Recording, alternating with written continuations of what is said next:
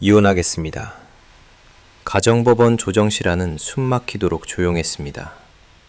3년 동안 얼굴조차 보지 못했던 아내가 제 맞은편에 앉아 있었거든요. 윤세진, 돈만 챙기고 사라진 여자라고 믿었던 그 사람이었습니다. 위자료는 요구하지 않겠어요. 제 잘못도 크니까요. 세진은 초라한 코트깃을 여미며 담담하게 말했습니다. 마른 얼굴, 감정 없는 눈빛. 그런데 이상했습니다. 3억 원을 들고 잠적한 여자치고는 너무 초라했거든요.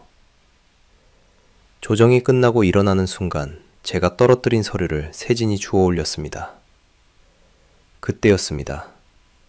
목폴라가 살짝 내려가면서 목덜미에 선명한 화상 흉터가 눈에 들어온 순간 저는 숨을 쉴 수 없었습니다. 불타는 차에서 구해주신 분도 목부터 귀 뒤까지 심하게 데이셨어요. 3년 전 간호사의 말이 머릿속을 스쳤습니다.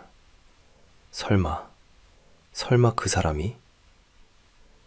오늘 읽어드릴 이야기는 38살 박진우 씨의 사연입니다. 여러분의 구독, 좋아요는 더 많은 사연을 만드는 힘이 됩니다. 오늘의 사연, 지금 시작합니다. 안녕하세요. 저는 대성개발 대표 박진우입니다. 오늘 여러분께 들려드릴 이야기는 제가 경험한 가장 뼈아픈 진실에 관한 것입니다. 2024년 2월 서울 가정법원 이혼조정실. 저는 그곳에서 3년 동안 얼굴도 보지 못했던 아내와 마주 앉았습니다. 사실 아내라고 부르기도 민망했어요. 결혼한 지 채 한 달도 안 되어 헤어졌으니까요. 그날 아침 저는 넥타이를 매며 거울을 봤습니다. 차가운 표정의 재벌 3세. 그게 사람들이 보는 저였죠. 하지만 속으로는 떨리고 있었습니다. 윤세진. 그 이름 석 글자가 여전히 제 가슴 어딘가를 아프게 만들었거든요. 법원 복도를 걸으며 저는 생각했습니다. 오늘로 모든 게 끝난다. 깔끔하게 정리하자. 그런데 막상 조정실 문이 열리고 그녀가 들어왔을 때 저는 완전히 얼어버렸습니다. 윤세진은 초라한 회색 코트를 입고 있었습니다. 마른 얼굴, 거칠어진 손, 그리고 감정 없는 눈빛. 3년 전 사진으로 봤던 그녀의 모습과는 많이 달라져 있었습니다. 시간이 그녀를 완전히 바꿔놓았더군요. 박진우 씨와 윤세진 씨시죠. 자리에 앉으세요. 조정관의 말에 저희는 서로를 쳐다보지도 않은 채 앉았습니다. 그 어색한 침묵 속에서 저는 가슴이 답답해지는 걸 느꼈어요. 이상했습니다. 분명 화가 나 있어야 했는데 왜인지 마음 한구석이 무너져 내리는 것 같았거든요. 이혼 사유는 성격 차이로 하시면 되겠네요. 재산 분할이나 위자료 문제는 어떻게 하시겠습니까? 조정관이 물었을 때 세진이 먼저 입을 열었습니다. 위자료는 요구하지 않겠어요. 목소리가 너무 담담했습니다. 저는 그녀를 쳐다봤어요. 제 잘못도 크니까요. 그냥 보내주세요. 그 한마디가 제 자존심을 더 자극했습니다. 잘못이라니. 3억 원 들고 사라진 게 잘못이긴 하죠. 하지만 왜인지 기분이 이상했어요. 마치 제가 가해자라도 된 것처럼 말이에요. 저는 냉정하게 말했습니다. 좋습니다. 간단하게 처리하죠. 네, 그럼 서명하겠습니다. 세진의 목소리에는 체념만이 묻어났습니다. 저는 그녀의 옆모습을 힐끗 봤어요. 3년 전에는 그래도 통통했는데 이제는 뼈만 남은 것 같았습니다. 뭔가 잘못되었다는 생각이 스쳤지만 저는 고개를 저었어요. 돈만 믿고 계약 결혼한 여자가 이제 와서 불쌍한 척이라니. 서류에 도장을 찍는 순간까지도 저는 냉정을 유지했습니다. 하지만 조정이 끝나고 일어나다가 실수로 서류 몇 장을 떨어뜨렸어요. 세진이 그걸 주우려고 몸을 숙였습니다. 그때였습니다. 목폴라가 살짝 내려가면서 목덜미에 선명한 화상 흉터가 드러났습니다. 목에서 귀 뒤쪽까지 이어지는 거친 흉터. 저는 순간 숨이 막혔어요. 감사합니다. 세진이 서류를 건네주며 말했습니다. 하지만 저는 제대로 받지도 못했어요. 머릿속에서 3년 전 기억이 번개처럼 스쳤거든요. 불타는 차에서 구해주신 분도 목부터 귀 뒤까지 심하게 데이셨어요. 다른 병원으로 실려갔는데 병원에서 들었던 간호사의 말이었습니다. 그때는 그분을 꼭 찾아서 감사 인사를 드리고 싶다고 생각했어요. 하지만 작은아버지가 아무리 찾아도 흔적이 없다고 하더군요. 괜찮으세요? 세진이 걱정스럽게 물었습니다. 저는 정신을 차리고 고개를 끄덕였어요. 네, 괜찮습니다. 하지만 전혀 괜찮지 않았습니다. 가슴이 쿵쾅거리고 손이 떨렸어요. 설마 그 사람이? 세진은 조용히 조정실을 나갔습니다. 저는 멍하니 그 뒷모습을 바라봤어요. 초라한 코트 뒤로 숨어드는 작은 어깨, 한때 제 아내였던 그 사람. 법원을 나와 차에 앉았을 때 저는 도저히 시동을 걸 수 없었습니다. 마음 깊숙한 곳에서 뭔가 부서지는 소리가 들렸거든요. 3년 동안 확신했던 모든 것들이 흔들리기 시작했어요. 대체 저 여자가 누구지? 그날 저녁 혼자 술을 마시며 생각했습니다. 목덜미에 화상 흉터, 3년 전 사고, 그리고 사라진 구조자. 이 모든 게 우연의 일치일까요? 아니면 저는 잔을 내려놓고 결심했습니다. 모든 걸 다시 조사해봐야겠다고. 진실이 무엇인지 확인해야겠다고 말이에요. 3년 전으로 돌아가 보겠습니다. 모든 일의 시작은 아버지의 병실에서였어요. 박만규 회장. 제 아버지는 대성개발을 일으켜 세운 입지전적인 인물이었습니다. 하지만 2021년 폐암 말기 판정을 받으셨죠. 서울대병원 VIP 병실에서 산소 마스크를 쓴 채 누워 계신 아버지를 볼 때마다 가슴이 무너졌어요. 진우야. 어느 날 아버지가 마스크를 벗으며 저를 부르셨습니다. 목소리가 너무 약해져서 거의 들릴락 말락했어요. 내가 내 결혼식 한 번만 보고 죽자. 그 말씀을 듣는 순간 저는 말문이 막혔습니다. 당시 저는 회사 일에만 매달려 살았거든요. 결혼 생각해 본 적도 없었어요. 아버지, 그런 말씀 마세요. 아니다. 이게 내 마지막 소원이야. 부탁한다. 진우야. 아버지의 눈에서 눈물이 흘러내렸습니다. 살 날이 얼마 남지 않았다는 걸 아시는 것 같았어요. 저는 고개를 숙이고 병실을 나왔습니다. 복도에서 발걸음이 무거웠어요. 결혼, 누구와? 어떻게? 아버지의 시간이 얼마 남지 않았는데 지금 당장 결혼 상대를 찾을 수 있을까요? 그때 작은아버지 박상도가 다가왔습니다. 진우야, 힘들어 보이는구나. 작은아버지의 아버지께서 결혼식을 보고 싶어 하세요. 그래? 그럼 서둘러 준비해야겠네. 내가 좋은 방법이 있는데. 상도 삼촌은 저를 조용한 카페로 데려갔어요. 거기서 뜻밖의 제안을 했습니다. 계약 결혼이라고 들어봤지? 서로 조건이 맞는 사람끼리 일정 기간만 부부로 지내는 거야. 계약 결혼요? 아버지 마지막 소원을 들어드리려면 이 방법밖에 없어. 내가 적당한 상대를 알아보겠다. 저는 머뭇거렸습니다. 계약 결혼이라니. 하지만 아버지의 간절한 눈빛이 떠올랐어요. 시간도 많지 않았고요. 일주일 후 상도 삼촌이 한 여자를 데려왔습니다. 대학병원 간호사 윤세진. 처음 본 그녀는 깔끔한 유니폼을 입고 있었어요. 조금 긴장한 듯 보였지만 의외로 담담했습니다. 안녕하세요. 윤세진입니다. 인사를 받으며 저는 그녀를 자세히 봤어요. 동그란 눈, 차분한 목소리. 그런데 뭔가 슬픈 기운이 느껴졌습니다. 상도 삼촌이 조건을 설명했어요. 1년 계약이고 결혼 대가로 3억 원을 드리겠습니다. 세진의 얼굴이 순간 굳었습니다. 하지만 금세 고개를 끄덕였어요. 조건은 좋습니다. 하지만 한 가지 부탁이 있어요. 뭔가요? 제 아버지 신장 수술비가 필요해요.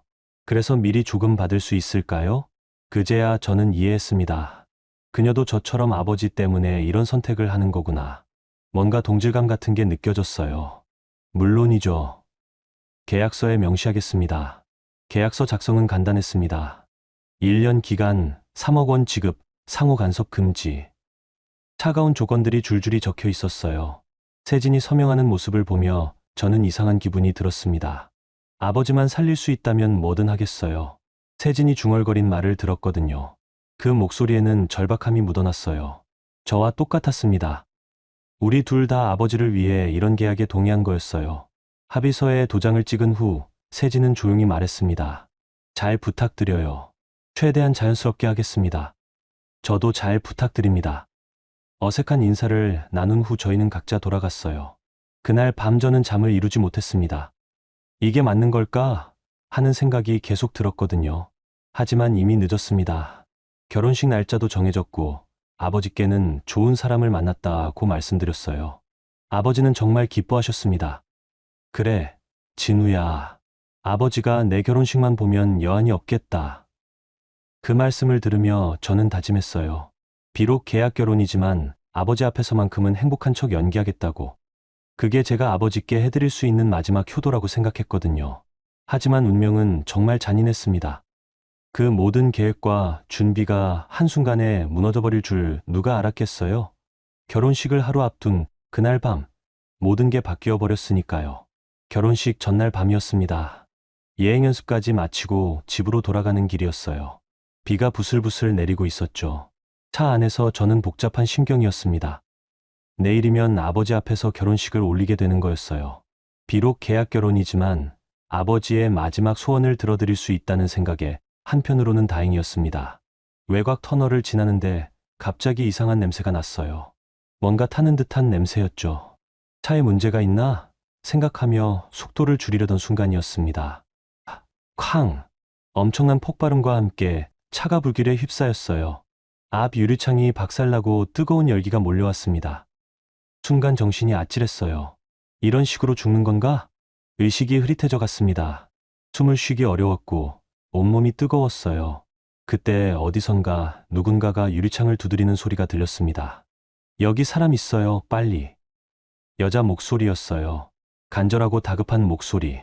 저는 희미한 의식 속에서 뭔가 거친 손이 저를 끌어내는 걸 느꼈습니다. 살을 애는 듯한 뜨거운 팔의 감촉. 그리고 완전히 정신을 잃었어요. 다시 깨어난 곳은 병원이었습니다.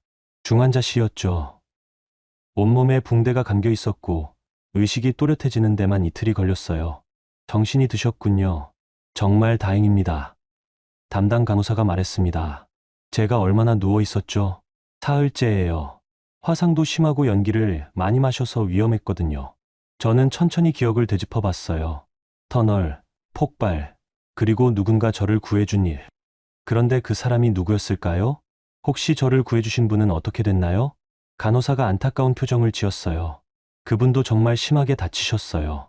불타는 차에서 회장님을 끌어내시다가 목부터 귀 뒤까지 크게 데이셨거든요. 지금 어디 계세요? 꼭 감사 인사를 드리고 싶습니다. 다른 병원으로 이송됐어요. 화상 전문 치료를 받아야 한다고 하더라고요. 저는 마음이 급했습니다. 제 목숨을 구해준 은인을 찾아야 했어요. 하지만 몸이 마음처럼 따라주지 않았습니다. 일주일 후 상도 삼촌이 병실로 왔어요. 표정이 어두웠죠. 진우야, 힘든 소식이 있다. 무슨 일이에요?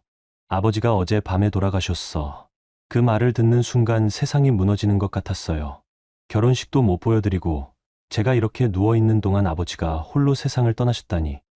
그리고 또 다른 문제가 있어. 뭔가요? 윤세진이 사라졌어. 결혼 대가로 받기로 한 3억을 미리 챙기고 말이야. 저는 믿을 수 없었어요. 3억을? 언제요? 사고 다음 날이야. 아마 기회를 틈타서 돈만 챙기고 튄 것 같아. 계약서에 명시된 대로 1차 선지급을 했거든. 그럴 리가 없어요. 아버지 수술비 때문에 계약한 거라고 했는데. 진우야, 내가 너무 순진해. 그 여자는 처음부터 돈이 목적이었어. 아버지가 돌아가시고 내가 사고를 당하니까 더 이상 계약을 유지할 필요가 없다고 생각한 거지. 상도 삼촌의 말이 계속 머릿속을 맴돌았어요. 정말 세진이 돈만 챙기고 사라진 걸까요? 아버지 수술비가 필요하다던 그 간절함은 다 연기였을까요?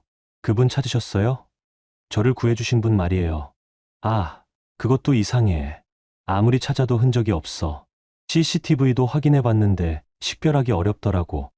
모든 게 미궁으로 빠져들었어요. 제 생명의 은인은 찾을 수 없고 아내는 돈만 챙기고 사라졌다니. 그 와중에 아버지마저 돌아가셨고요. 퇴원 후 저는 아버지 장례를 치렀습니다.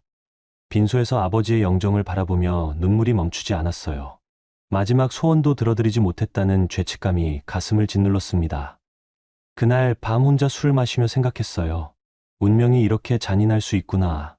모든 걸 한순간에 빼앗아갈 수 있구나. 아버지, 은인, 그리고 나를 속인 여자까지. 하지만 저는 몰랐습니다. 그날 밤 제가 믿고 있던 모든 것들이 거짓이었다는 걸. 진실은 전혀 다른 곳에 숨어 있었다는 걸 말이에요. 아버지 장례식이 끝난 후 저는 3년 동안 일에만 매달렸습니다. 아버지의 빈자리를 메우려고 필사적이었어요. 하지만 실제로는 상도 삼촌이 대부분의 경영을 맡아주셨죠. 진우야, 내가 완전히 회복할 때까지는 내가 도와주마. 삼촌은 항상 그렇게 말씀하셨어요. 고마웠습니다. 하지만 가끔 이상한 기분이 들 때가 있었어요. 왜인지 회사에서 제 목소리보다 삼촌의 목소리가 더 크게 들리는 것 같았거든요. 그런데 더 큰 문제는 마음속에 남은 상처였습니다. 윤세진에 대한 분노와 배신감 말이에요. 3억을 챙기고 잠적한 여자. 처음부터 돈이 목적이었어. 상도 삼촌의 말이 계속 머릿속을 맴돌았어요. 그 말을 들을 때마다 가슴이 쓰렸습니다. 순진하게 그녀를 믿었던 제 자신이 바보 같았어요. 한편 그 시간 동안 윤세진은 어떻게 살았을까요? 저는 몰랐습니다.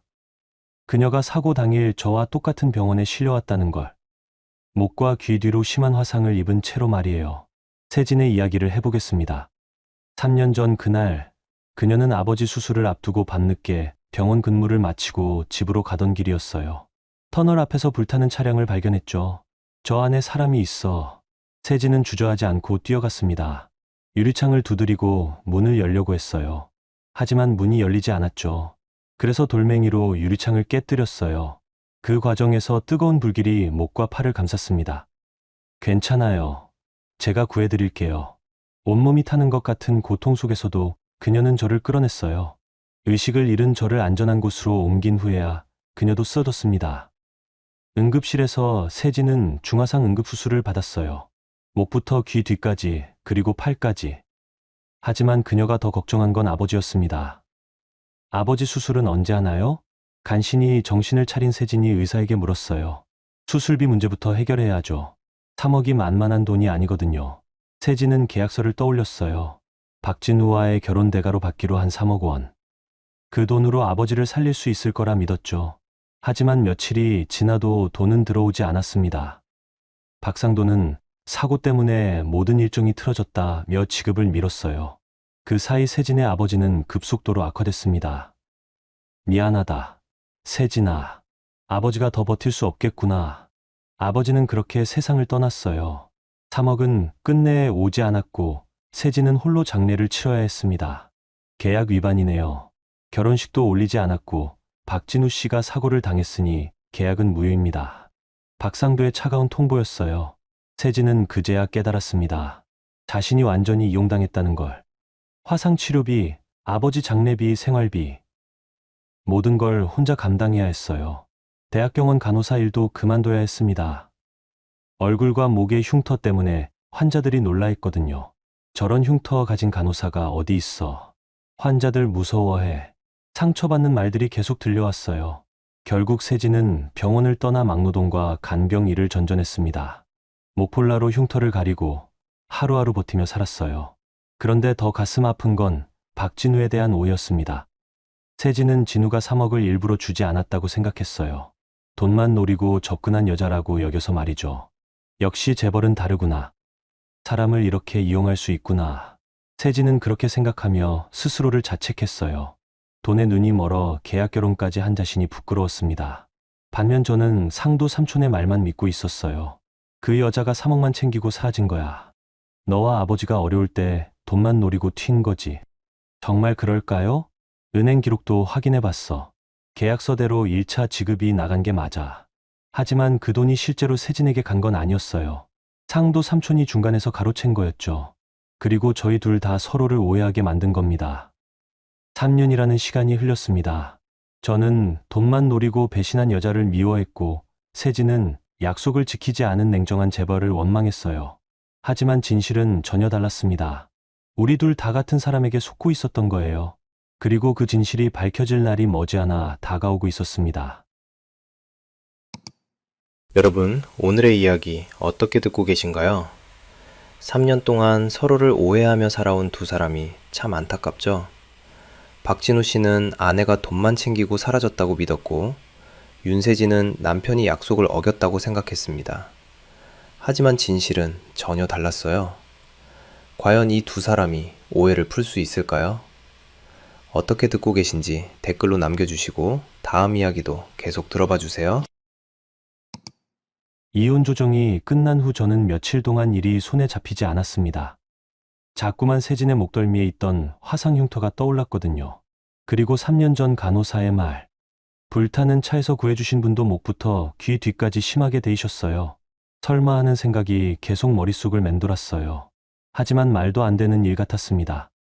돈만 챙기고 사라진 여자가 제 목숨을 구했다니. 결국 저는 장태석 비서실장을 불렀습니다. 실장님, 개인적인 부탁이 있습니다. 말씀하세요, 회장님. 윤세진에 대해 다시 조사해 주세요. 3년 전 사고 당시 그녀의 행적을 자세히 알아봐 주세요. 태석의 표정이 의외라는 듯 변했어요. 혹시 무슨 특별한 이유가 있으신가요? 그냥 확인하고 싶은 게 있어서요. 조용히 해주세요. 알겠습니다. 태석은 며칠 후 두꺼운 파일을 들고 왔어요. 표정이 심각했습니다. 회장님, 이상한 점들이 좀 있습니다. 어떤 점들이요? 우선 윤세진 씨가 사고 당일 밤 인근 다른 병원으로 실려갔다는 기록이 있어요. 제 심장이 쿵 하고 뛰었습니다. 무슨 이유로요? 전신 화상 응급수술 때문입니다. 특히 목과 귀 뒤쪽 화상이 심했다고 나와 있어요. 순간 머리가 하얘졌어요. 진짜였구나. 정말 그녀였구나. 그리고 더 이상한 건 계약금 3억 원 관련입니다. 뭐가 이상한데요? 윤세진 씨 통장에 3억이 입금된 기록이 없습니다. 한 번도요. 저는 의자에서 일어났어요. 손이 떨렸습니다. 그럼 그 돈은 어디로 간 거죠? 그건 더 자세히 조사해봐야 할 것 같습니다. 회계팀 도움을 받아서요.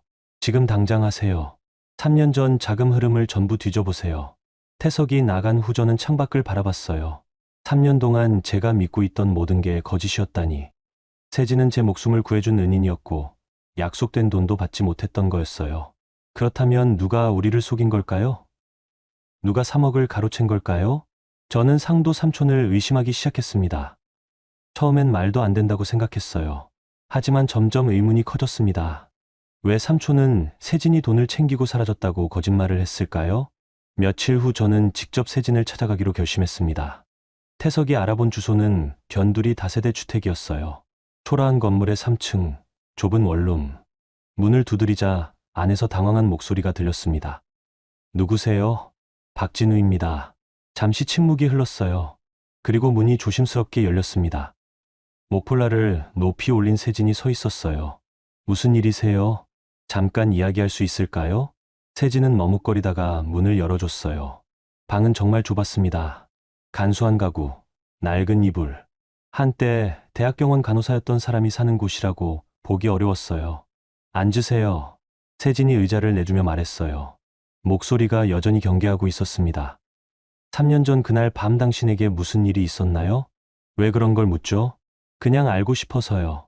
세진의 눈에 복잡한 감정이 스쳤어요. 분노, 슬픔, 그리고 체념. 정말 모르고 계시는 건가요? 아니면 확인하려는 거예요? 무엇을 확인한다는 거죠? 저는 그날 밤 회장님을 불길에서 꺼냈어요. 그러다가 이렇게 됐죠. 세진이 목콜라를 살짝 내렸습니다. 선명한 화상 흉터가 드러났어요. 저는 숨이 막혔습니다. 그런데 약속하신 돈은 한 번도 오지 않았어요. 아버지는 그렇게 돌아가셨고요. 세진의 목소리가 떨렸어요. 저는 회장님이 저를 이용만 하고 버린 줄 알았어요. 돈에 눈이 멀어 계약 결혼까지 한 제 자신이 부끄러웠고요. 아니에요. 저도 몰랐어요. 당신이 제 목숨을 구해준 줄도 돈을 받지 못했다는 것도. 정말요? 정말입니다. 저는 당신이 3억을 받고 사라진 줄 알았어요. 그래서 3년 동안 미워했고요. 둘 다 잠시 침묵했어요. 3년간의 오해가 한순간에 무너지는 순간이었습니다. 그럼 누가 우리를 속인 거죠? 세진이 물었어요. 저도 이제 확신했습니다. 아마 제 작은아버지일 거예요. 그 순간 세진의 얼굴이 굳었습니다. 박상도 부회장님이요? 네. 모든 증거가 그쪽을 가리키고 있어요. 저희는 서로를 바라봤어요. 3년 동안 서로를 미워했지만 사실은 둘 다 같은 사람에게 속고 있었던 거였어요. 이제야 진실이 보이기 시작했습니다. 진실을 확인하기 위해 저는 태석과 함께 본격적인 조사에 착수했습니다. 믿을 수 있는 법무팀장까지 포함해서 비밀 TF를 꾸렸어요. 3년 전 사고 전후 모든 자금 흐름을 추적하세요. 특히 보험 관련 기록들을요. 알겠습니다, 회장님. 며칠 밤을 새우며 조사한 결과는 충격적이었습니다. 사고 하루 전 제 차량의 정비 기록이 조작돼 있었어요. 그리고 폭발 직후 거액의 보험금이 박상도 측 계좌로 들어간 정황도 발견됐습니다. 이건 단순한 사고가 아니었어요, 회장님. 태석이 떨리는 목소리로 말했어요. 계획된 일이었다는 뜻인가요? 그럴 가능성이 높습니다. 차량 폭발 원인도 의문스럽고 보험금 처리 과정도 너무 신속했어요. 저는 온몸에 소름이 돋았어요. 작은아버지가 정말로 제 목숨을 노렸다는 건가요? 한편 세진도 아버지의 유품을 정리하던 중 이상한 걸 발견했어요. 오래된 통장에서 대성개발 명의의 입금, 예정 내역과 취소 기록을 발견한 거였죠. 세진이 저에게 연락했습니다. 회장님, 중요한 걸 찾았어요. 뭔가요? 아버지 통장에 3억 입금이 예정되어 있었다가 취소된 기록이 있어요. 언제요? 사고 다음 날이에요. 박상도 부회장님 지시로 취소됐다고 나와 있어요. 모든 퍼즐이 맞춰지기 시작했습니다. 상도 삼촌이 저희 둘을 동시에 속인 거였어요. 저에게는 세진이 돈을 챙기고 사라졌다고 거짓말했고, 실제로는 계약금을 지급하지 않은 거였죠. 그날 밤 저는 세진과 함께 조용한 카페에서 만났습니다. 서로의 지난 3년을 털어놓기 위해서였어요. 저는 정말 힘들었어요. 세진이 말했습니다. 아버지를 잃고 직장도 잃고 온몸에 흉터까지 생겨서 하루하루가 지옥 같았어요. 미안해요. 정말 미안해요. 저는 고개를 숙였어요.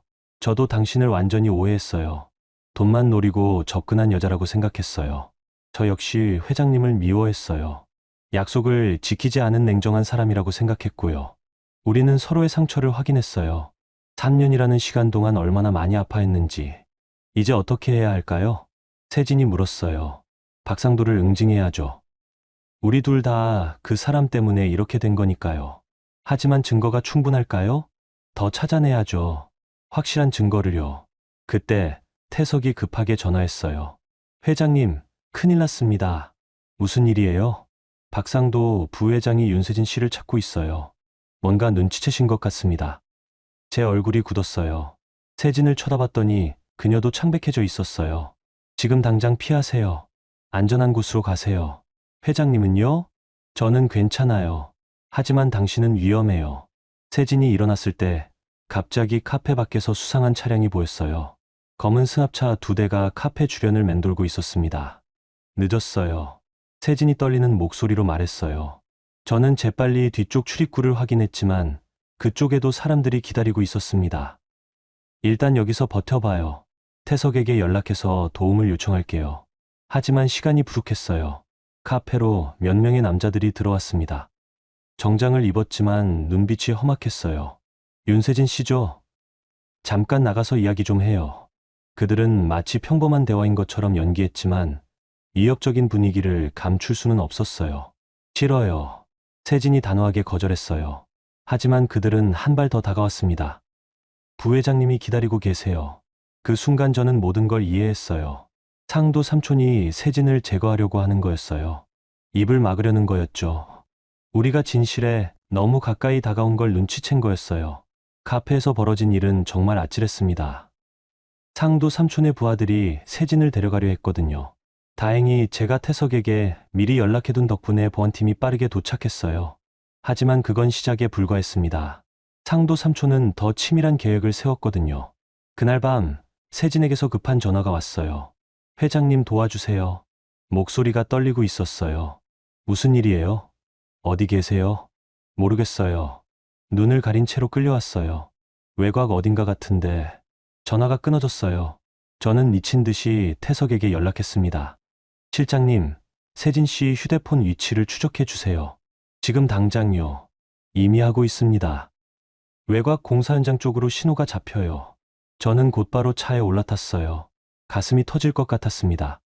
3년 전에도 제가 무력했을 때 세진이 저를 구해줬는데 이번에는 제가 그녀를 구해야 했어요. 공사 현장에 도착했을 때는 이미 깊은 밤이었습니다. 개발이 중단된 곳이라 사람의 기척이 전혀 없었어요. 멀리서 폐창고 불빛이 보였습니다. 조심스럽게 다가가니 안에서 상도 삼촌의 목소리가 들렸어요. 3년 전처럼 말끔하게 정리하면 돼. 네. 부회장님, 이번에는 증인도 없애고 증거도 완전히 없애는 거야. 제 혈관이 얼어붙었어요. 상도 삼촌이 3년 전 사고도 계획한 거였구나. 그리고 이번에는 세진까지 제거하려는 거였어요. 창고 안을 살짝 들여다봤습니다. 의자에 묶여있는 세진이 보였어요. 그녀 앞에는 휘발유가 뿌려진 차량 한 대가 놓여 있었습니다. 3년 전과 똑같은 구도였어요. 이번에는 내가 대신 타면 되겠다. 상도 삼촌이 잔혹하게 웃으며 말했어요. 박 부회장님, 제발. 제발은 무슨, 너 때문에 계획이 꼬였어. 진우 그 자식이 눈치채기 시작한 거 다 내 탓이야. 더 이상 지켜볼 수 없었어요. 저는 문을 박차고 들어갔습니다. 작은아버지, 상도 삼촌이 깜짝 놀라며 돌아봤어요. 진우야, 내가 여기 왜? 이 모든 게 삼촌이 꾸민 일이었군요. 무슨 소리야? 그 여자가 뭔 헛소리를 한 거냐? 헛소리가 아니에요. 모든 증거를 다 찾았어요. 상도 삼촌의 표정이 변했어요. 이제 더 이상 숨길 수 없다는 걸 깨달은 것 같았어요. 그래, 맞다. 다 내가 한 일이야. 왜요? 왜 이런 짓을 하셨어요? 이 모든 게 내가 만든 거야. 대성개발도, 너도. 그런데 왜 내가 뒷전이어야 하냐? 상도 삼촌이 소리쳤어요. 질투와 분노에 찬 목소리였어요. 형은 늘 나보다 앞서갔어. 회사도, 아들도. 그래서 계획한 거야. 너까지 없애고 회사를 내가 차지하려고 말이야. 저는 충격을 받았어요. 평생 믿어왔던 작은아버지가 이런 사람이었다니. 그때 부하 한 명이 실수로 휴대폰의 통화 버튼을 눌렀어요. 자동으로 녹음이 시작된 거였죠. 사고도, 보험도, 3억도 다 부회장님이 짠 판이었잖아요. 부하가 큰 소리로 말했어요. 그 모든 게 녹음되고 있는 줄도 모르고 말이에요. 맞아. 차량 폭발도 내가 지시한 거고 3억도 내가 가로챈 거야. 완벽한 계획이었는데 이 여자가 끼어든 거지. 상도 삼촌도 흥분해서 모든 걸 털어놨어요. 결정적인 증거가 확보되는 순간이었습니다. 저는 세진을 향해 뛰어갔어요. 부하들이 막으려 했지만 필사적으로 밀어냈습니다. 3년 전 불길 속에서 저를 구해준 그 손을 이번에는 제가 잡아야 했어요.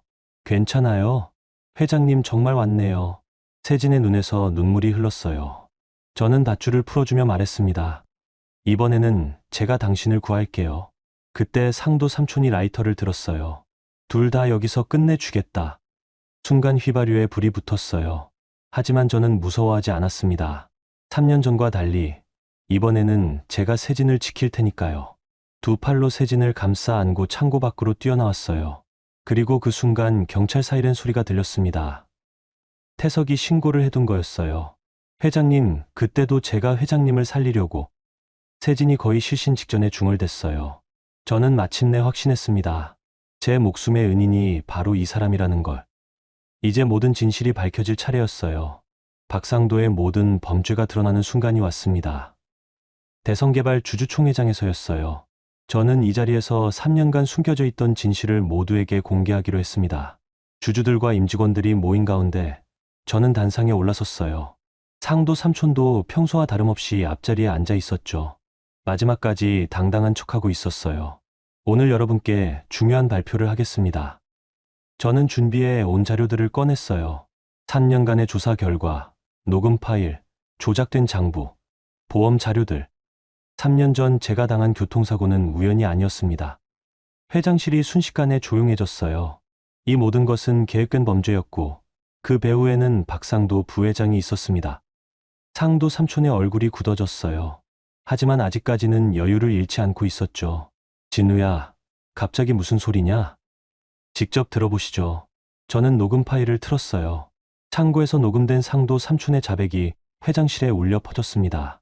사고도, 보험도, 3억도 다 부회장님이 짠 판이었잖아요. 맞아. 차량 폭발도 내가 지시한 거고 3억도 내가 가로챈 거야. 주주들이 웅성거리기 시작했어요. 상도 삼촌은 이제 변명할 수도 없었죠. 그리고 이것이 조작된 차량 정비 기록입니다. 제가 서류를 들어 보였어요. 사고 하루 전 제 차량에 인위적 부작이 가해졌다는 증거입니다. 그리고 이것은 보험금이 박상도 부회장 개인 계좌로 들어간 내역이에요. 자료들이 하나씩 공개될 때마다 주주들의 분노가 커졌어요. 박상도 부회장은 회사 자금을 횡령했을 뿐만 아니라 조카인 저를 살해하려 했습니다. 그리고 그 과정에서 무고한 사람까지 이용했어요. 저는 세진을 바라봤어요. 그녀는 방청석에서 조용히 지켜보고 있었습니다. 윤세진 씨는 제 목숨을 구해준 은인입니다. 하지만 3년 동안 오해를 받으며 고통받아야 했어요. 모든 건 박상도 부회장의 거짓말 때문이었습니다. 상도 삼촌이 자리에서 일어났어요. 이건 조작이야. 진우가 나를 모함하려고. 충분합니다. 주주 대표가 소리쳤어요. 더 이상 변명하지 마세요. 증거가 이렇게 명확한데 뭘 더 듣겠어요? 상도 삼촌은 주주들의 분노 속에서 보안요원들의 의에 끌려나갔어요. 그의 얼굴에는 패배감과 분노가 뒤섞여 있었습니다. 며칠 후 상도 삼촌은 횡령, 보험 사기, 살인미수 혐의로 기소됐어요. 검찰 조사에서 더 많은 죄목이 드러났죠. 그리고 저에게는 더 어려운 순간이 기다리고 있었어요. 어머니를 만나는 일이었습니다. 어머니, 세진 씨를 만나보세요. 권영수 어머니는 3년 동안 세진을 돈만 챙기고 도망간 며느리로 믿어왔어요. 진실을 알고 충격을 받으셨죠. 내가 뭘 한 거냐. 어머니는 세진 앞에서 무릎을 꿇으셨어요. 사람들이 많은 앞에서였습니다. 너를 그런 년이라고 부른 내가 사람이 아니었다. 미안하다. 정말 미안하다. 어머니가 오열하셨어요. 세진도 눈물을 흘리며 어머니를 일으켜 세웠습니다. 저는 그냥 살리려고 버틴 거예요. 회장님을 살리려고, 제 아버지를 살리려고. 알고 있다. 얘야. 이제 다 알고 있어. 그날 저희 가족은 세진에게 진심으로 사과했어요. 3년간의 오해와 상처에 대해서 말이에요. 1년이 흘렀습니다. 저와 세진은 작은 예식장에서 조용한 결혼식을 올렸어요. 화려할 필요 없었습니다. 진짜 사랑하는 사람들만 모인 따뜻한 자리였어요. 결혼식 후 저희는 아버지 묘소를 찾아갔어요. 웨딩사진 한 장을 들고 말이에요. 늦어서 죄송합니다, 아버지. 저는 묘비 앞에 사진을 올려두고 조용히 인사했어요. 이번엔 진짜 아내고 진짜 며느리예요. 세진이 옆에서 눈물을 닦으며 제 팔을 잡았어요. 이제야 조금 우리가 시작인 것 같네요. 맞아요. 이제 시작이에요. 저희는 과거의 오해와 상처를 완전히 없앨 수는 없어요. 하지만 남은 생을 서로의 목숨을 지켜주는 동반자로 살겠다고 다짐했습니다. 세진의 목덜미에 남은 화상 흉터를 볼 때마다 저는 생각해요. 이 사람이 제게 생명을 준 사람이라고. 그리고 이제는 제가 그녀의 생명을 지켜야 한다고. 운명이 우리를 갈라놓으려 했지만 결국 우리는 다시 만났어요. 진실이 우리를 하나로 만들어 준 거였죠. 여러분, 오늘 이야기 어떠셨어요? 3년 동안 서로를 오해하며 살아온 박진우와 윤세진의 이야기였습니다. 정말 마음 아픈 이야기였죠? 두 사람 모두 아버지를 사랑하는 마음으로 계약 결혼에 동의했는데 악한 사람의 계략에 속아서 서로를 미워하며 살아야 했어요. 진우는 아내가 돈만 챙기고 사라진 줄 알았고 세진은 남편이 약속을 어겼다고 생각했어요. 하지만 진실은 전혀 달랐습니다. 세진은 불길 속에서 진우의 목숨을 구해준 은인이었고 약속된 돈도 받지 못한 채 홀로 고통받고 있었어요. 모든 건 박상도가 경영권을 차지하려고 꾸민 음모였죠. 이 이야기는 우리에게 중요한 교훈을 줍니다.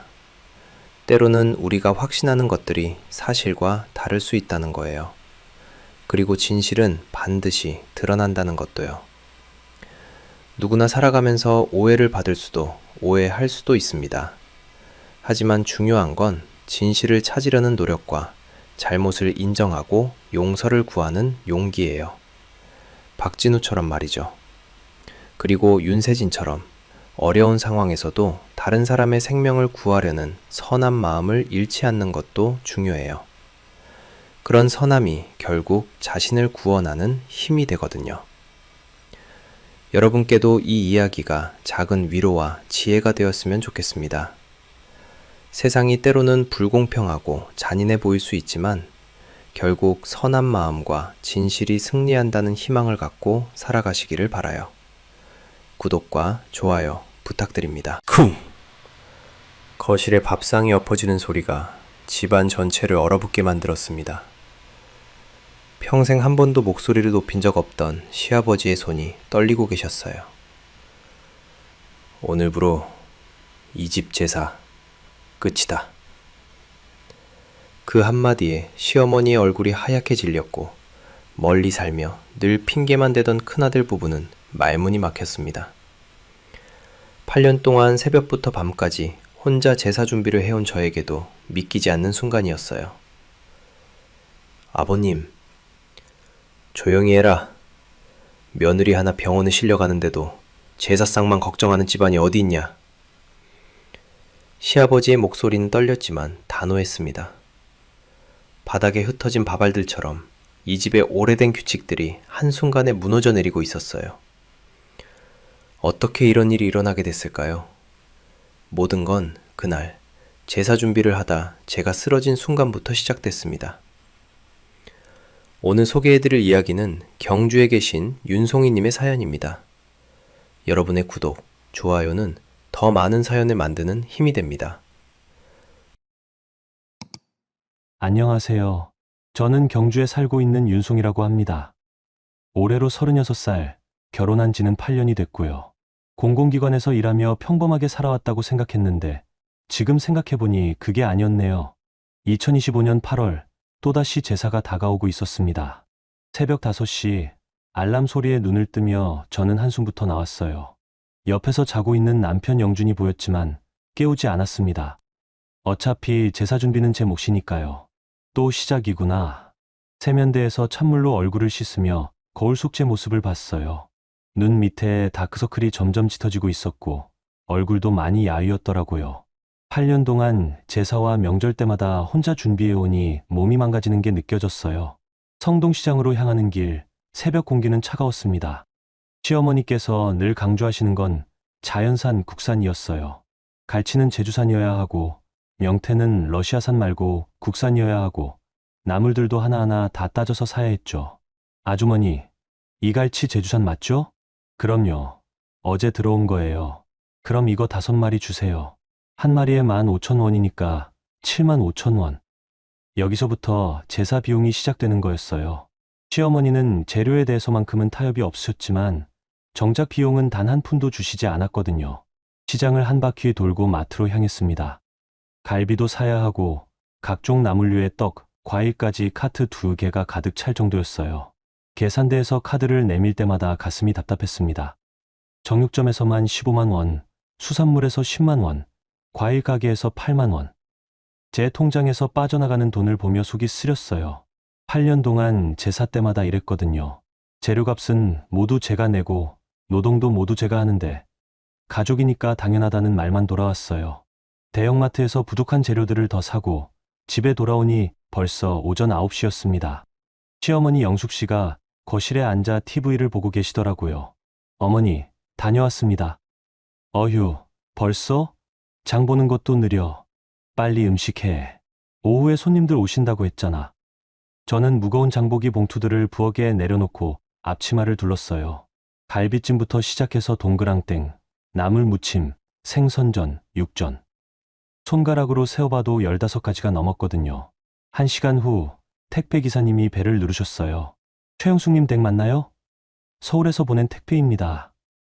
시어머니께서 상자를 받아보시더니 얼굴이 환해지셨어요. 큰며느리 박수련 씨가 보낸 선물이었거든요. 고급 한우 세트와 전복, 그리고 명품 전통차까지. 아마 30만 원은 넘을 것 같았어요. 아이고, 우리 큰며느리 정말 이렇게까지 안 해도 되는데. 하지만 입가엔 미소가 번졌죠. 시어머니는 바로 동네 이웃들에게 전화를 걸기 시작하셨어요. 영자야, 우리 큰며느리가 또 선물을 보냈어. 한우 세트를 말이야. 정말 효부지 뭐야. 그 순간 부엌에서 기름이 튀는 소리가 났어요. 제가 붙이고 있던 전에서 연기가 피어올랐거든요. 어휴, 송이야. 기름 냄새 집 안에 다 밴다. 좀 조심해서 해. 죄송해요, 어머니. 제가 사과하자 시어머니께서 혀를 차시며 말씀하셨어요. 큰며느리는 이렇게 정성스러운 선물을 보내는데 넌 왜 이렇게 허둥지둥이냐? 정말 답답해. 그때 남편이 일어나서 거실로 나왔어요. 엄마, 송이가 새벽부터 열심히 하고 있잖아요. 아들아, 너도 참 한심해. 며느리 편만 들고. 큰며느리 좀 봐. 멀리서도 이렇게 효도하는데. 영준이는 잠깐 주춤하더니 저에게 와서 작은 소리로 말했어요. 그냥 좀 참자. 엄마도 나이 드셔서 그런 거야. 그 순간 제 가슴이 서늘해졌어요. 8년 동안 수없이 들었던 말이었거든요. 참자라는 말. 제가 참으면 모든 게 해결된다는 식으로요. 저는 고개만 끄덕이고 다시 부엌으로 돌아왔어요. 손이 미세하게 떨리고 있었지만 아직 해야 할 음식이 태산이었거든요. 속이 울렁거리고 머리가 지끈거렸지만 오늘도 가족이니까를 되뇌며 버텨야 했어요. 부엌 창문 너머로 보이는 새벽 공기는 칼날처럼 차가웠고 저는 왜인지 숨이 턱 막혔습니다. 오후 2시쯤 되니까 본격적으로 손님들이 오기 시작했어요. 시댁 친척분들과 동네 어르신들까지. 거실이 사람들로 가득 찼죠. 시어머니께서 큰며느리가 보낸 선물 상자들을 거실 한가운데 펼쳐놓고 계셨어요. 마치 전시회라도 하시는 것처럼요. 이것 좀 보세요. 우리 큰며느리가 서울에서 보낸 건데 한우 1등급이래요. 전복도 안도산 특급이고요. 아이고, 큰며느리가 정말 효성이 지극하네요. 그러게 말이에요. 멀리 있어도 마음만큼은. 칭찬이 쏟아지는 가운데 저는 부엌에서 연신 접시에 음식을 담아 나르고 있었어요. 갈비찜, 잡채, 각종 전류들. 손님 수만큼 여러 번 왕복해야 했죠. 그때 막내 고모님이 부엌으로 들어오셨어요. 송이야, 고생 많다. 혼자 이 많은 음식을 다 했어? 아니에요. 별일 아니에요. 아니긴 뭐가 아니야. 새벽부터 지금까지. 큰며느리는 선물만 보내면 되니까 참 편하겠네. 고모님의 말씀에 저도 모르게 쓴웃음이 나왔어요. 하지만 바로 시어머니의 목소리가 들려왔거든요. 고모님, 무슨 소리세요? 큰며느리도 서울에서 직장 다니느라 바빠요. 송이는 여기 사니까 당연히 해야죠. 그래도 비용이라도 보내야 하는 거 아니야? 이 음식값이 얼마나 들어가는데. 어머, 뭐 그런 걸 따져요. 가족인데. 저는 가족이라는 말이 가슴에 꽂혔어요. 8년 동안 가족이라는 이름으로 제가 감당해온 것들이 주마등처럼 스쳐 지나갔거든요. 재료비, 교통비, 노동력. 모든 게 가족이니까 라는 말로 덮어졌죠. 오후 4시 본격적인 제사가 시작됐어요. 저는 마지막으로 방금 완성한 갈비찜을 들고 제사상 앞에 섰습니다. 그런데 그 순간 시어머니께서 제 앞을 막아서시더라고요. 잠깐, 송이야. 그 갈비찜 색깔이 이상해. 너무 짜게 했나? 아니에요, 어머니. 맛봤는데 괜찮았어요. 내가 맛볼게. 큰며느리가 보낸 한우로 갈비찜을 새로 해야 할 수도 있어. 제 손에서 갈비찜 그릇을 받아 드신 시어머니가 젓가락으로 한 점 드셔보시더니 미간을 찌푸렸어요. 역시 짜네. 이걸 어떻게 상에 올려? 그럼. 다시 만들까요? 시간이 어디 있어? 그냥 저쪽 끝에 놓고 큰며느리 선물을 가운데 놓자. 그 순간 옆에 계시던 친척 아주머니가 한마디 하셨어요. 그래도 손수 만든 음식이 정성이 담겨 있는 거 아니야? 시어머니께서 살짝 표정이 굳으시더니 대답하셨어요. 물론이죠. 하지만 막내니까 아직 서툴러요. 시간이 지나면 나아질 거예요. 막내니까. 그 말이 귀에 꽂혔어요. 결혼 8년 차인데도 여전히 막내 취급이었거든요. 나이도 36살인데 말이에요. 제사가 진행되는 동안 저는 계속 뒤에서 빈 그릇을 치우고 새 음식을 나르는 일만 했어요. 한 번도 제사상 앞에 제대로 서볼 기회가 없었죠. 제사가 끝나고 저녁 식사 시간이 됐을 때 시아버지께서 조용히 제게 말씀하셨어요. 송이야, 고생했어.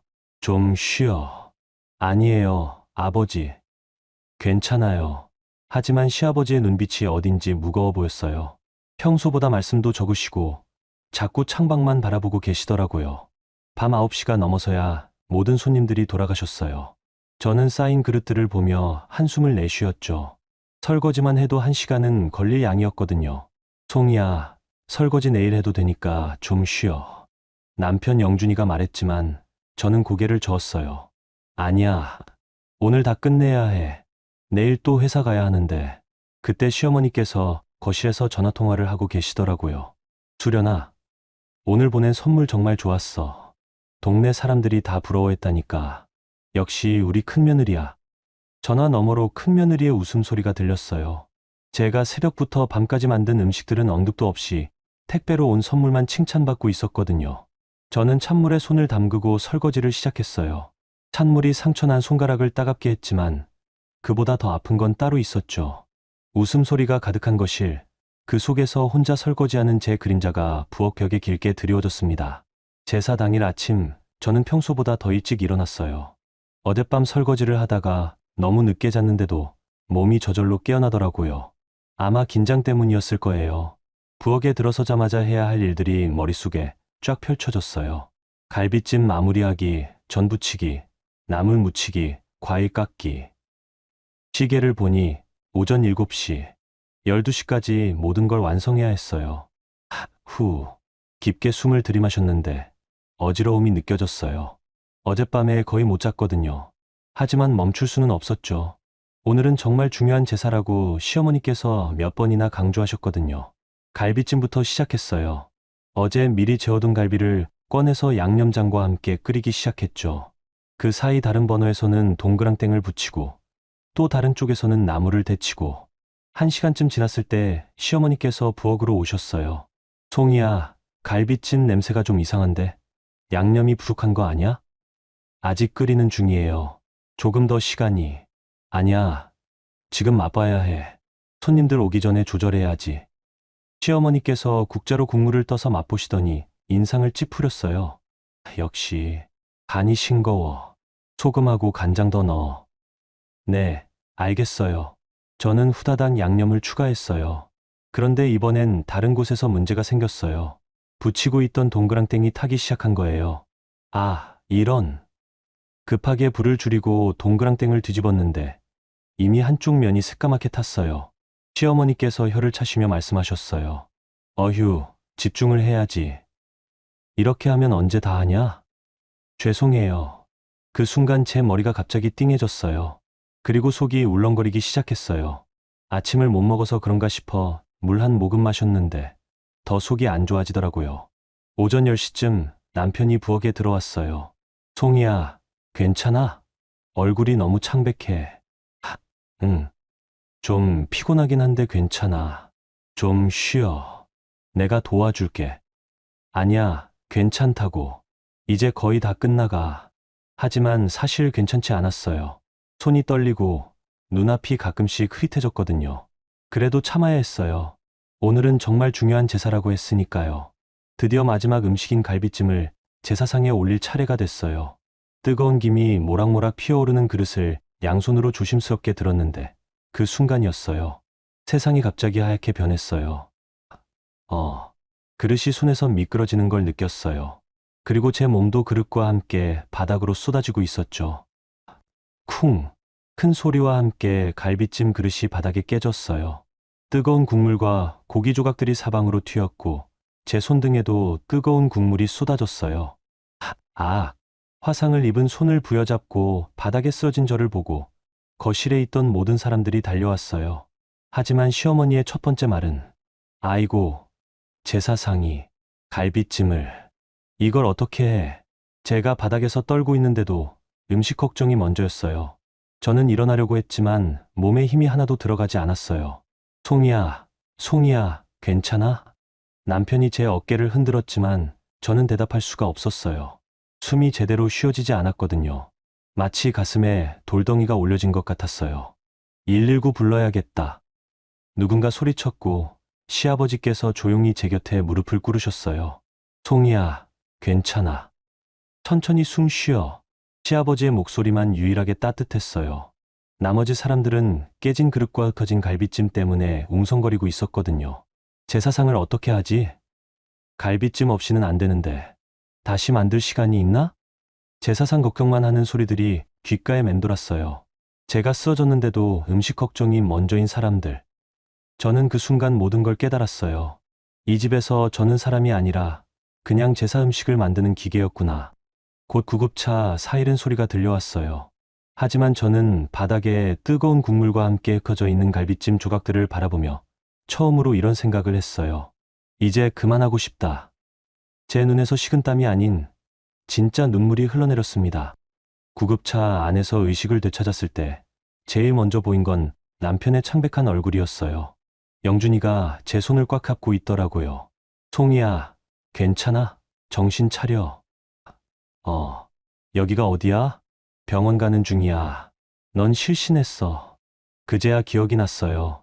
갈비찜 그릇이 손에서 미끄러지고 뜨거운 국물이 쏟아지고 바닥에 쓰러진 일까지요. 제사상은 어떻게 됐어? 그 말이 나오자마자 저 스스로도 놀랐어요. 이런 상황에서도 제사상 걱정이 먼저 나오다니. 그런 건 신경 쓰지 마. 내가 먼저야. 하지만 영준이의 표정이 어딘지 복잡해 보였어요. 걱정되는 얼굴이면서도 당황스러워 보였거든요. 경주종합병원 응급실에서 여러 가지 검사를 받았어요. 의사 선생님이 결과를 설명해 주시더라고요. 미주신경성 쇼크로 인한 실신이네요. 과로와 스트레스, 그리고 수면 부족이 원인으로 보입니다. 가벼운 뇌진탕도 있고 손등 화상도 2도 정도네요. 심각한 건 아니죠? 남편이 물었지만 의사 선생님의 표정은 심각했어요. 지금 당장은 큰 문제 없지만 이런 증상이 반복되면 위험해질 수 있어요. 충분한 휴식이 필요합니다. 그리고 선생님이 잠깐 머뭇거리시더니 말씀하셨어요. 보호자분, 환자분이 상당히 지쳐 있어요. 정신적 스트레스가 심한 것 같은데 집안에 무슨 문제라도 있나요? 그 순간 영준이의 얼굴이 굳어졌어요. 하지만 대답하기 전에 병실 문이 열렸어요. 시댁 식구들이 모두 들어왔거든요. 시어머니, 시아버지, 그리고 큰며느리까지. 수련 언니는 서울에서 급히 내려왔다고 했어요. 송이야, 괜찮아? 시어머니께서 제 침대 옆에 오셨는데 첫 번째 말씀이 그럼 제사는 누가 마무리해? 갈비찜 없으면 상이 이상해지는데. 저는 귀를 의심했어요. 제가 병원에 실려온 상황에서도 제사 걱정이 먼저라니. 어머니, 영준이가 말하려고 했지만 시어머니께서 계속 말씀하셨어요. 수련이가 내려왔으니까 다행이네. 수련아, 미안하지만 갈비찜 좀 급하게 만들어줄 수 있겠니? 네, 어머니. 그런데 송이는 여기서 쉬면 되니까. 중요한 건 제사상이지. 그 순간 제 가슴이 철썩 내려앉았어요. 8년 동안 느껴왔던 모든 감정이 한꺼번에 올라왔거든요. 억울함, 분노, 절망. 하지만 그보다 더 큰 건 공허함이었어요. 아, 정말로 나는 이 집에서 사람이 아니구나. 시아버지께서는 아무 말 없이 창밖만 바라보고 계셨어요. 평소에도 말씀이 별로 없으시긴 했지만 오늘은 유독 표정이 딱딱해 보였어요. 의사 선생님, 언제쯤 퇴원할 수 있어요? 시어머니께서 물으시자 의사 선생님이 대답하셨어요. 최소 하루는 입원해서 관찰해야 해요. 뇌진탕이 있어서 혹시 모르니까요. 아이고, 그럼 내일 집안일은 어떻게 하지? 또 그 걱정이었어요. 제 건강 상태보다 집안일이 더 중요한 거였죠. 그때 정희 시아버지께서 갑자기 일어나셨어요. 영수가, 나 좀 따라와. 목소리가 평소보다 낮고 차가웠어요. 시어머니께서 어리둥절한 표정으로 따라 나가셨고 병실은 잠시 조용해졌죠. 영준이가 제 손을 잡으며 말했어요. 송이야, 미안해. 내가 너무 몰랐나 봐. 처음으로 남편의 목소리에 진짜 후회가 담겨 있는 것 같았어요. 하지만 이미 너무 늦었다는 생각이 들었어요. 영준아, 응? 나 정말 힘들었어. 그 말을 하자마자 눈물이 왈칵 쏟아졌어요. 8년 동안 참고 참았던 모든 감정이 터져 나왔어요. 복도에서 시아버지와 시어머니의 대화 소리가 들려왔어요. 시아버지의 목소리가 평소답지 않게 높았어요. 이게 뭔 짓이야, 영수가. 당신까지 왜 이래요? 집안일은 누가 해요? 집안일보다 사람이 먼저 아니야? 처음 들어보는 시아버지의 화난 목소리였어요. 그리고 그 순간 저는 알았어요. 오늘 일을 계기로 뭔가 큰 변화가 시작될 거라는 걸 말이에요. 병실 창밖으로 보이는 하늘은 어둡게 변해가고 있었고 제 손등의 붕대는 하얗게 빛나고 있었습니다. 여러분, 여기까지 들으시면서 많이 답답하셨을 것 같아요. 저도 이야기를 하면서 그때의 감정이 다시 올라오더라고요. 8년 동안 참고 참았던 송이의 마음, 그리고 마침내 몸까지 무너져버린 상황까지 정말 힘든 시간들이었어요. 하지만 여러분, 이제부터가 진짜 중요한 이야기예요. 때로는 바닥까지 떨어져야 진짜 변화가 시작되거든요. 그럼 여러분, 다음 이야기도 계속 들어봐 주세요. 여러분, 여기까지 들으시면서 많이 답답하셨을 것 같아요. 저도 이야기를 하면서 그때의 감정이 다시 올라오더라고요. 8년 동안 참고 참았던 송이의 마음, 그리고 마침내 몸까지 무너져버린 상황까지. 정말 힘든 시간들이었어요. 하지만 여러분, 이제부터가 진짜 중요한 이야기예요. 때로는 바닥까지 떨어져야 진짜 변화가 시작되거든요. 그럼 여러분, 다음 이야기도 계속 들어봐 주세요. 병실에서 첫날 밤을 보내는 건 정말 어색했어요. 8년 동안 매일 새벽에 일어나서 뭔가를 준비하느라 바빴는데 갑자기 아무것도 할 게 없어지니까 오히려 불안하더라고요. 영준이는 의자를 침대 옆에 끌어다 놓고 밤새 지켜줬어요. 제가 잠들기 전에 물을 한 모금 마시려고 할 때였어요. 삐삐.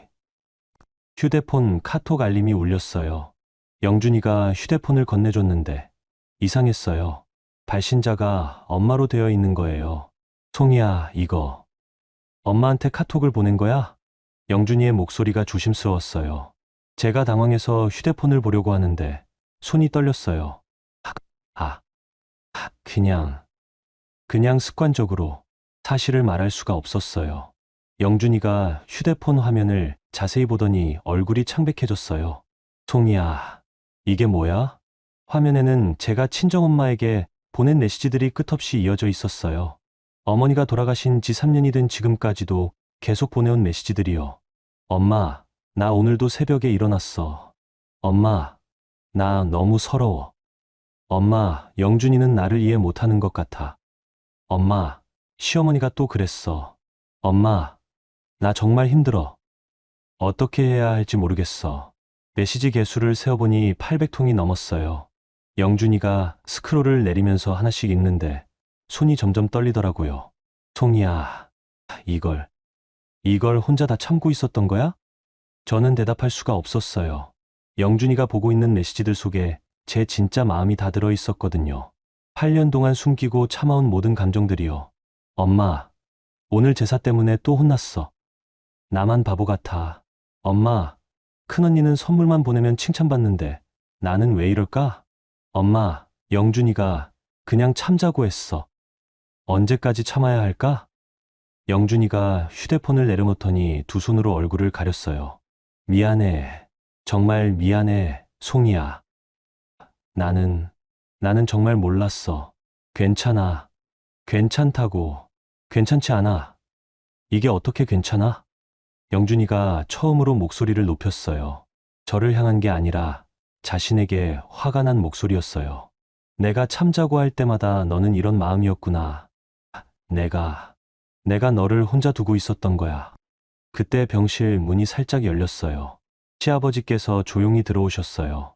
영준아, 좀 나와봐라. 할 얘기가 있다. 아버지, 지금이야. 나와. 시아버지의 목소리에 평소에 없던 단호함이 있었어요. 영준이가 나간 후 병실은 조용해졌어요. 저는 휴대폰을 다시 들여다봤어요. 죽은 엄마에게 보낸 수백 통의 메시지들. 답장이 올 리 없다는 걸 알면서도 계속 보냈던 이유는 뭘까요? 아마 제 마음을 알아줄 사람이 세상에 아무도 없다는 걸 느꼈기 때문인 것 같아요. 살아있는 사람들 중에서는 아무도 제 편이 되어주지 않았거든요. 복도에서 남자들의 대화 소리가 들렸어요. 시아버지의 목소리가 평소보다 낮고 무거웠어요. 영준아, 솔직히 말해봐. 송이가 8년 동안 어떻게 살았는지 정말 몰랐냐? 아버지, 난 다 봤다. 새벽에 혼자 장 보러 가는 것도, 명절 때마다 혼자 음식 만드는 것도. 그런데 왜 가만히 있었어? 그냥 엄마가 원하는 대로 하면 평화로울 거라고 생각했어요. 평화. 그게 평화야. 내 부인이 죽어가는데? 시아버지의 목소리에 분노가 섞여 있었어요. 평생 처음 듣는 소리였어요. 한참 후에 영준이가 돌아왔어요. 눈이 빨갛게 충혈되어 있었어요. 송이야. 응? 나 정말 잘못했어.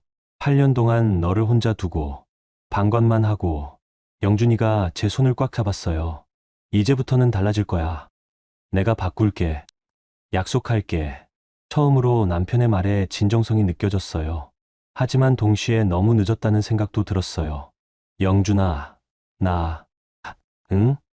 나 정말 안 괜찮아. 그 말을 하자마자 제 눈에서 뜨거운 눈물이 흘러내렸어요. 8년 동안 처음으로 괜찮다가 아닌 진짜 마음을 말한 순간이었어요. 밤이 깊어갈수록 병실 창밖의 불빛들이 하나씩 꺼져갔고 제 휴대폰 화면에는 여전히 엄마 라는 두 글자가 깜빡이고 있었습니다. 이틀 후 퇴원하는 날 영준이가 이상한 서류 뭉치를 들고 왔어요. 이게 뭐야? 송이야, 이거 내가 정리해둔 거 맞지? 제가 서류를 받아보니 깜짝 놀랐어요. 제가 몰래 정리해뒀던 8년간의 제사명절 비용 내역서였거든요. 모든 영수증을 날짜별로 정리하고 교통비, 재료비, 소모품비까지 꼼꼼히 계산해둔 거였어요. 이걸 어떻게 찾았어? 서랍 깊숙한 곳에 있더라. 송이야, 이 돈이 8년 동안 이 정도를 내가 다 혼자 냈던 거야? 총액을 보니 2,400만 원이었어요.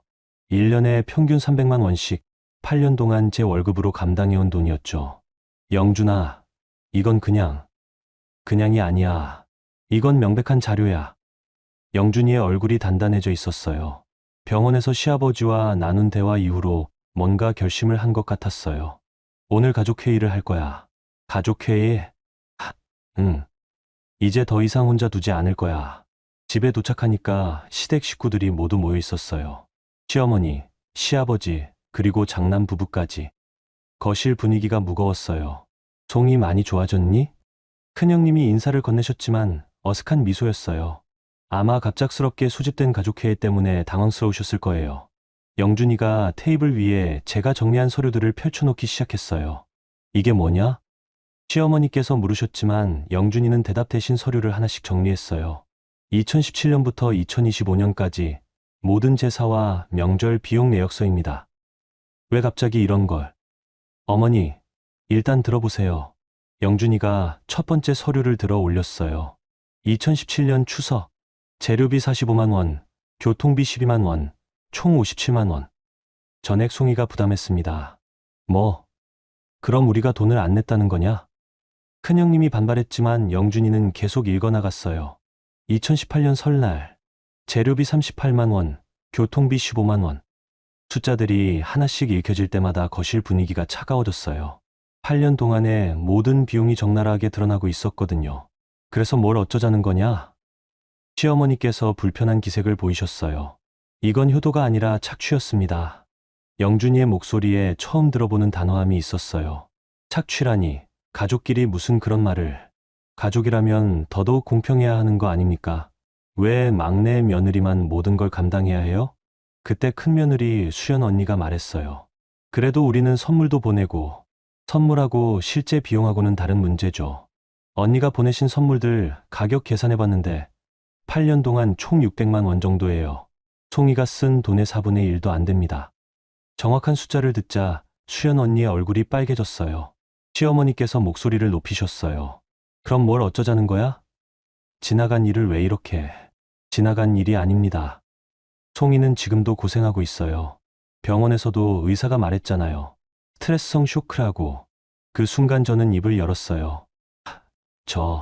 말씀 좀 드려도 될까요? 모든 시선이 제게 쏠렸어요. 평소라면 위축됐을 텐데 이상하게 마음이 차분해졌어요. 8년 동안 정말 힘들었어요. 돈 문제도 그렇지만 더 힘든 건 제가 잠깐 숨을 고르자 시어머니께서 말씀하셨어요. 송이야, 내가 예민한 거 아니냐? 우리가 언제? 어머니, 제가 병원에 실려간 날에도 제사상 걱정을 먼저 하셨잖아요. 거실이 조용해졌어요. 그리고 선물 받으실 때는 효부라고 하시면서 제가 만든 음식에는 항상 뭔가 부족하다고 하셨어요. 8년 동안 단 한 번도 수고했다는 말씀 안 해주셨어요. 제 목소리가 점점 또렷해졌어요. 저는 오늘부로 내려옵니다. 앞으로 제사와 명절은 공평하게 분담하지 않으면 참여하지 않겠어요. 시어머니께서 벌떡 일어나셨어요. 이게 무슨 소리야? 내가 집안을 망치려고 작정했구나. 하지만 이번엔 다른 목소리가 들렸어요. 영수가. 시아버지였어요. 평소보다 낮고 차가운 목소리로 시어머니를 부르셨어요. 테이블 위에 놓인 숫자들이 칼처럼 빛나고 있었고 8년간의 침묵이 마침내 깨지는 순간이었습니다. 시아버지의 목소리에 거실이 얼어붙었어요. 평생 한 번도 시어머니를 그렇게 부르시는 걸 들어본 적이 없었거든요. 영수가. 앉아. 당신까지 왜 이래요? 숭이가 집안 분위기 이상하게 만들고. 앉으라고 했어. 시아버지의 목소리에 평소에 없던 권위가 실렸어요. 시어머니께서 할 수 없이 소파에 앉으셨지만 표정이 몹시 불만스러워 보였어요. 그때 장남 부부가 불편한 기색을 드러내기 시작했어요. 아버지, 그런데 이미 지나간 일을 가지고 이렇게까지 해야 하나요? 큰형님이 조심스럽게 말씀하셨어요. 그리고 솔직히 말하면 우리는 멀리 살아서 매번 참석하기 어려우니까 대신 선물을 보내는 거잖아요. 선물이 문제가 아니에요, 형님. 영준이가 대답했어요. 문제는 모든 책임과 비용을 송이 혼자 져왔다는 거예요. 8년 동안 단 한 번도 우리가 도와줄까? 비용을 나눠서 내자 이런 말씀 없었잖아요. 수련 언니가 조금 흥분한 목소리로 말했어요. 그럼 우리 보고 어떻게 하라는 거예요? 서울에서 매번 내려와서 음식 만들라고요? 그게 아니라. 아니에요, 언니. 제가 말을 끊었어요. 언니가 서울에서 내려올 필요는 없어요. 하지만 비용이라도 공평하게 부담해 주시면 되거든요. 그리고 제가 혼자 다 준비한다고 해서 당연하게 여기지 마시고요. 뭐, 우리가 언제 당연하게. 작년 추석 때 언니께서 전화로 송이가 있어서 다행이다. 우리는 편하게 선물만 보내면 되니까 라고 하셨잖아요. 시어머니께도요. 수련 언니의 얼굴이 빨개졌어요. 그런 말을 했다는 걸 까먹고 계신 것 같았어요. 시어머니께서 다시 목소리를 높이셨어요. 그래도 막내니까 좀 더 해주는 게. 그 순간이었어요. 조용하던 시아버지께서 갑자기 일어나셨어요. 그러더니 테이블 쪽으로 천천히 걸어가셨어요. 아버지? 영준이가 이해한 표정으로 시아버지를 바라봤어요. 그런데 시아버지께서 테이블 위에 놓인 밥 공기를 집어드시더니 쿵! 바닥에 내던지셨어요. 모든 사람이 깜짝 놀랐어요. 평생 목소리 한 번 높인 적 없는 시아버지가 갑자기 밥 공기를 던지시다니. 그런데 거기서 끝이 아니었어요. 시아버지께서 테이블 위에 놓인 반찬들까지 모두 바닥으로 쓸어내리셨어요.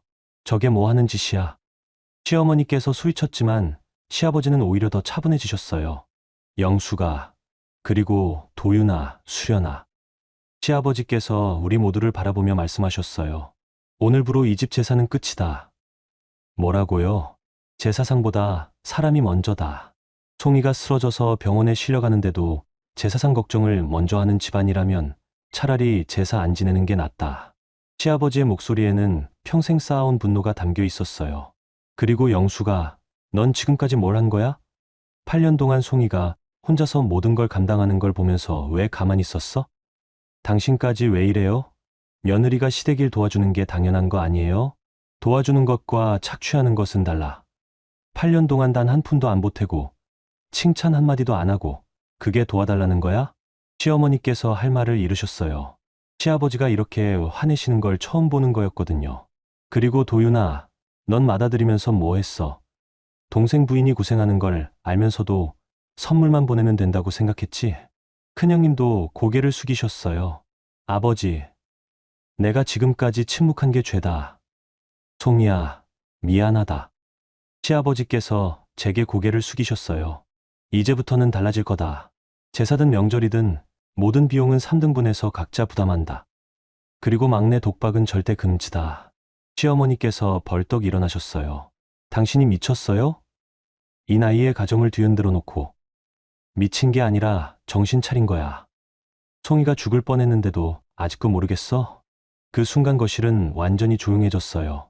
바닥에 흩어진 밥알들과 깨진 그릇, 조각들이 마치 무너진 권력을 상징하는 것 같았어요. 장남 부부는 말문이 막혀서 서로만 바라봤고 시어머니는 시아버지를 노려보고 계셨어요. 하지만 저는 처음으로 가슴이 뻥 뚫리는 기분을 느꼈습니다. 드디어, 정말 드디어 누군가 제 편이 되어준 거였어요. 그 일이 있고 나서 일주일이 지났어요. 집안 분위기는 여전히 어색했지만 뭔가 큰 변화가 시작되고 있었어요.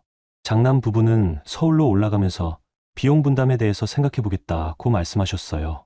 마지못해 하는 표정이었지만 시아버지의 단호한 모습을 보고 어쩔 수 없이 받아들이신 것 같았어요. 시어머니께서는 며칠 동안 저에게 말도 안 걸으셨어요. 밥 먹을 때도 시큰둥한 표정이었고 이 집이 어떻게 되는지 두고 보자는 식의 분위기였죠. 하지만 가장 큰 변화는 영준이었어요. 송이야, 이번 주말에 영천 가자. 영천. 왜? 엄마 산소 가보자. 오랜만에. 친정엄마 산소를 간 게 언제였나 생각해보니 거의 1년이 넘었어요. 시댁 제사 준비하느라 바빠서 친정 성묘도 제대로 못 갔었거든요. 토요일 오전 영준이와 함께 영천으로 향하는 길은 오랜만에 평온했어요. 아무런 준비할 것도 없고 누구 눈치도 볼 필요 없이 그냥 떠나는 여행 같았어요. 송이야. 응? 휴대폰에 있던 카톡들 다 읽어봤어. 제 가슴이 철렁했어요. 영준이가 엄마에게 보낸 제 메시지들을 다 봤다는 말이었거든요. 영준아, 그건 미안해. 정말 미안해. 영준이의 목소리가 떨렸어요. 엄마, 영준이는 나를 이해 못하는 것 같아. 이 메시지를 봤을 때 정말 가슴이 무너지더라. 그냥 마음이 답답해서 쓴 거야. 아니야. 내 마음이 맞아. 내가 정말 너를 이해 못했어. 영준이가 차를 길가에 세우더니 제 손을 잡았어요. 이제부터는 달라질 거야. 아니, 내가 달라질게. 약속해. 영천에 도착해서 엄마 산소까지 올라가는 길은 생각보다 가팔랐어요. 1년 동안 오지 못했던 죄책감 때문에 발걸음이 무겁더라고요. 산소 앞에 도착해서 벌초를 하고 간단히 차례상을 차렸어요. 오랜만에 제 사상이 아닌 진짜 제 마음으로 차리는 상이었어요. 엄마. 무릎을 꿇고 앉아서 엄마 묘비를 바라보니 갑자기 눈물이 왈칵 쏟아졌어요. 엄마, 나 정말 힘들었어. 8년 동안 참고 참았던 모든 감정이 터져 나왔어요. 매일 새벽에 일어나서 장 보러 가는 것도, 혼자서 열 몇 가지 음식 만드는 것도 정말 힘들었어. 그런데 아무도 고생했다고 안 해줬어. 큰언니는 선물만 보내면 효부 소리 듣고 나는 8년 동안 해도 당연한 거였어. 영준이가 제 옆에 와서 조용히 앉았어요. 엄마, 영준이가 그냥 참자고 할 때마다 정말 외로웠어. 누구도 내 편이 되어주지 않는 것 같아서. 송이야. 영준이가 제 어깨를 감쌌어요. 엄마, 그런데 이제 괜찮을 것 같아. 눈물을 닦으며 말했어요. 시아버지가 내 편이 되어주셨어. 밥상까지 엎으시면서 제사보다 사람이 먼저라고 하셨어. 그리고 영준이도 변했어. 이제는 정말 나를 이해하려고 하는 것 같아. 영준이가 무릎을 꿇고 엄마 묘비 앞에 절을 했어요. 어머님, 죄송합니다. 제가 송이를 너무 혼자 둬서 남편이 죽은 시어머니께 사과하는 모습을 보니 이상하게 마음이 따뜻해졌어요. 엄마, 앞으로는 괜찮을 거야. 이제 더 이상 혼자가 아니니까. 산소에서 내려오는 길에 영준이가 말했어요. 송이야, 다음 달부터 제사 비용 공동 계좌 만들자. 3집이서 똑같이 넣고. 정말? 그리고 앞으로 제사 준비는 돌아가면서 하든지 아니면 다 같이 모여서 하든지. 너 혼자 하는 일은 절대 없을 거야. 그럼 시어머니가 또 뭐라고 하실 텐데. 아버지가 계시잖아. 그리고 이제 나도 있고. 집으로 돌아오는 길에 저는 창밖 풍경을 바라보며 생각했어요. 8년 동안 제가 찾던 건 사실 대단한 게 아니었어요. 그냥 인정받고 싶었던 거였어요. 제가 하는 일들이 당연한 게 아니라 소중한 거라는 걸 알아달라는 것이었죠. 그리고 이제야 그걸 얻을 수 있을 것 같았어요. 시댁에 도착했을 때 시어머니께서 거실에 계셨어요. 예전 같으면 어색하게 인사만 하고 피했을 텐데 이번엔 달랐어요. 어머니, 다녀왔습니다. 잘 다녀왔니? 어머니, 다녀왔습니다.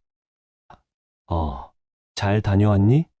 시어머니의 목소리가 예전보다 조심스러워져 있었어요. 아마 시아버지와도 많은 이야기를 나누셨을 거예요. 송이야, 네, 미안하다. 작은 목소리였지만 분명히 들렸어요. 시어머니께서 저에게 처음으로 사과하시는 거였어요. 괜찮습니다, 어머니. 정말로 괜찮았어요. 이제 모든 게 제자리로 돌아온 것 같았거든요. 그날 밤 영준이와 함께 침대에 누워서 천장을 바라보며 말했어요. 여보, 나 정말 많이 변한 것 같아. 어떻게? 예전엔 모든 일을 혼자 해결해야 한다고 생각했는데 이제는 말할 수 있을 것 같아. 힘들 때 힘들다고, 속상할 때 속상하다고. 영준이가 제 손을 꽉 잡았어요. 그래, 앞으로는 뭐든 말해. 혼자 참지 말고. 창밖으로 보름달이 환하게 떠 있었고 오랜만에 마음이 평온했습니다. 여러분, 오늘 이야기 어떠셨어요? 송이의 8년간의 이야기를 들으면서 아마 많은 분들이 가슴이 답답하셨을 것 같아요. 특히 같은 며느리 입장에 계신 분들은 더욱 공감하셨을 거고요. 사실 저도 이 이야기를 준비하면서 많은 생각이 들었어요. 가족이라는 이름으로 당연하게 여겨지는 희생들, 그리고 그 속에서 혼자 견뎌내야 했던 한 사람의 마음 말이에요. 송이가 친정엄마에게 보낸 800통의 카톡을 들었을 때 정말 마음이 아팠어요. 죽은 엄마에게라도 자신의 마음을 털어놓고 싶었던 그 외로움이 얼마나 깊었을까 싶더라고요. 하지만 이야기 끝에서 송이가 이제 괜찮을 것 같아 라고 말할 때는 저도 함께 안도하게 되더라고요. 때로는 바닥까지 떨어져야 진짜 변화가 시작되는 법이니까요. 특히 시아버지가 밥상을 엎으며 제사보다 사람이 먼저 라고 하신 장면에서는 많은 분들이 속이 뻥 뚫리셨을 것 같아요. 때로는 이렇게 단호한 한마디가 모든 걸 바꾸는 장면이었죠. 누구나 살아가면서 다양한 선택의 순간을 만나게 됩니다. 참을 것인지, 말할 것인지, 혼자 감당할 것인지, 도움을 요청할 것인지.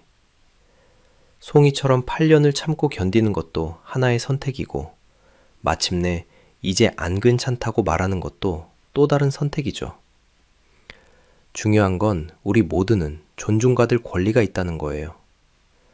가족이라는 이름으로, 며느리라는 이름으로, 막내라는 이름으로 당연하게 희생할 필요는 없다는 거죠. 여러분께도 송이의 이야기가 작은 위로와 지혜가 되었으면 좋겠습니다.